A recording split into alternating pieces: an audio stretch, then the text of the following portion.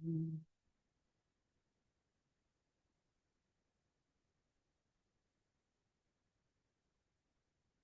Assalamualaikum warahmatullahi wabarakatuh.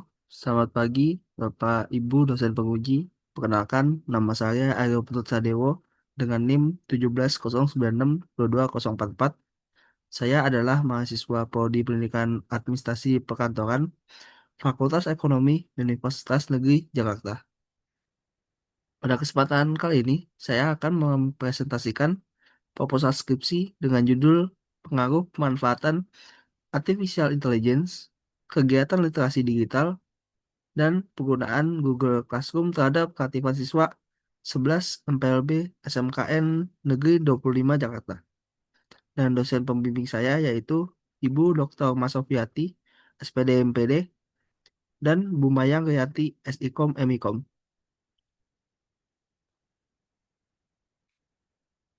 Oke, untuk selanjutnya ada daftar isi.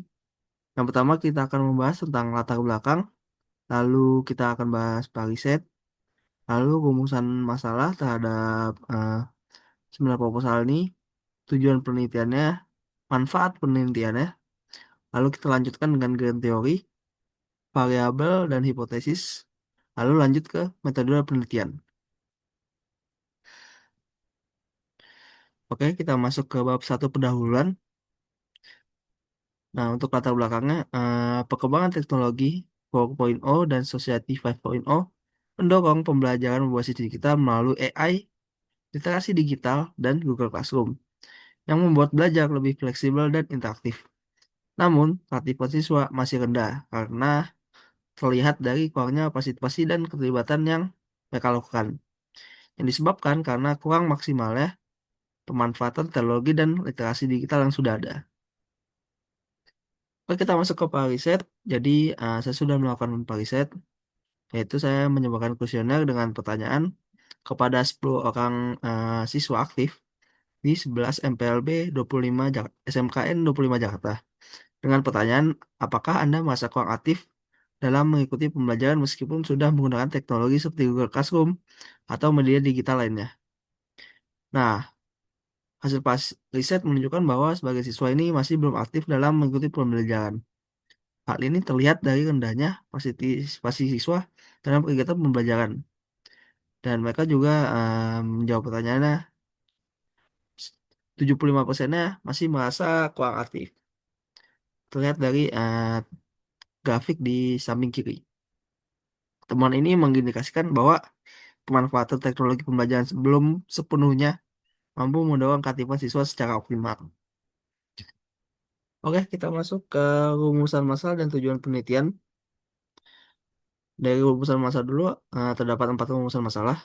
Yang pertama, apakah pemanfaatan AI berpengaruh terhadap keaktifan siswa?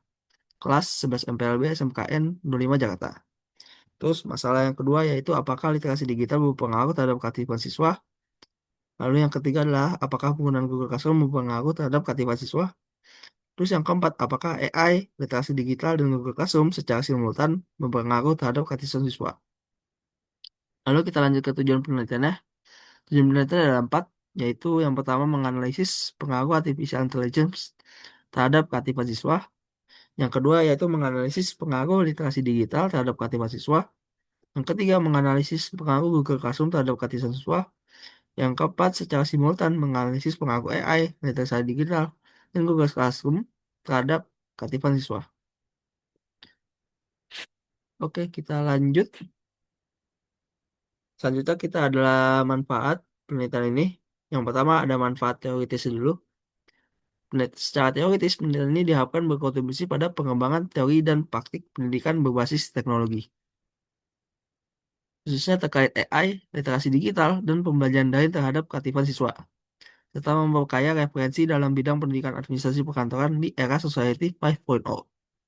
Lalu ada manfaat praktisnya. Ini ada 4. Yang pertama bagi penulis, yaitu mengembangkan kemampuan analisis dan pemahaman teknologi dalam pembelajaran. Lalu yang kedua bagi guru dan sekolah, yaitu menjadi dasar pengembangan pembelajaran inovatif berbasis teknologi. Bagi siswanya sendiri, yaitu meningkatkan literasi digital dan awareness terhadap keaktifan belajar. Lalu yang terakhir adalah bagi peneliti, sebagai referensi untuk penelitian lanjutan dengan variabel yang lain. Oke, kita masuk ke bab 2 kajian pustaka. Yang pertama kita bahas gen teori dulu. Untuk teori yang digunakan pada penelitian kali ini, yaitu teori dari Lev Vygotsky tahun 1978 tentang teori konstruktivisme sosial. Lalu yang kedua yaitu tentang Zone of Proximal Development atau ZPD. Oke, kita masuk ke variabel-variabel yang dipakai penelitian ini. Variabel yang pertama tentu adalah AI atau Artificial Intelligence. Untuk ini adalah bentuknya variabel X1. Menurut Huang, Zheng, Mou, dan Yao tahun 2022, AI ini adalah mencakup teknologi seperti machine learning, natural language processing, dan computer vision yang digunakan untuk mengotomasi proses pengambilan keputusan dan mendukung efisiensi dalam berbagai bidang, termasuk pendidikan. Terus yang kedua ada variabel literasi digital, di mana posisi ini dia adalah X2, yaitu menurut Sari dan Alfian 2023 mendefinisikan literasi digital sebagai keterampilan yang melibatkan penguasaan perangkat keras maupun lunak, kemampuan menelusuri informasi serta kesadaran terhadap etika digital.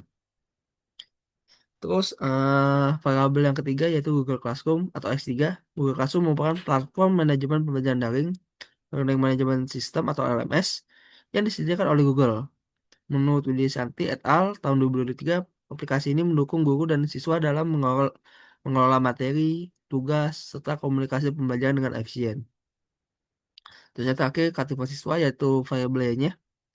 Keterlibatan siswa didefinisikan sebagai keterlibatan peserta didik secara fisik, psikis, intelektual, dan emosional dalam proses pembelajaran. Muni 2021. Oke, kita masuk ke hipotesis penelitian. Hipotesis pertama yaitu terdapat pengaruh pemanfaatan AI, Artificial Intelligence, terhadap keterlibatan siswa kelas 11 MPLB SMKN 25 Jakarta. Terus, hipotesis yang kedua adalah terdapat pengaruh kegiatan literasi digital terhadap keaktifan siswa kelas 11 MPLB SMKN 25 Jakarta. Terus, hipotesis yang ketiga terdapat pengaruh penggunaan aplikasi Google Classroom terhadap keaktifan siswa kelas 11 MPLB SMKN 25 Jakarta. Terus, eh, hipotesis yang keempat terdapat pengaruh pemanfaatan artificial intelligence, kegiatan literasi digital, dan penggunaan aplikasi Google Classroom secara simultan terhadap keaktifan siswa kelas S11 MPLB SMKN 25 Jakarta. Kita masuk ke bab 3 metode penelitian.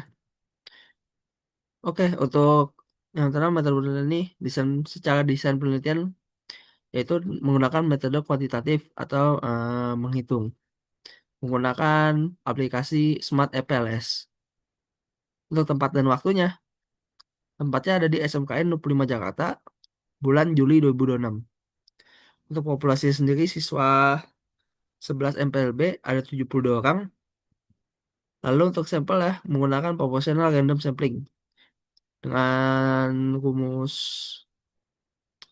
dengan menggunakan rumus, saya mendapat ada 61 siswa yang valid dan bisa mengikuti kegiatan ini. Terakhir, teknik pengumpulan data. Untuk melakukan pengumpulan datanya, yang pertama akan diadakan kuesioner, dibagikan kepada seluruh siswa 11 MPLB SMKN 25 Jakarta. Lalu yang kedua adalah studi pustaka dengan menggunakan referensi dari berbagai sumber. Nah, selanjutnya ada teknik analisa datanya. Teknik analisa data yang dilakukan yang pertama adalah auto model atau model pengukuran. Lalu yang kedua ada uji convergent validity.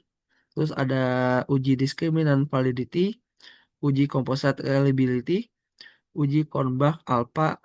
Lalu yang keenam ada inner model yaitu model struktural. Ada uji R square R2, ada uji F square F2. Lalu ada uji variance invention factor atau VIF. Lalu untuk uji hipotesis sendiri, yang pertama ada uji path coefficient, koefisien jalur, ada uji tes statistik, ada uji p-value, nilai probabilitas, dan terakhir ada uji indirect effect atau pengaruh tidak langsung. Oke, mungkin sekian dari saya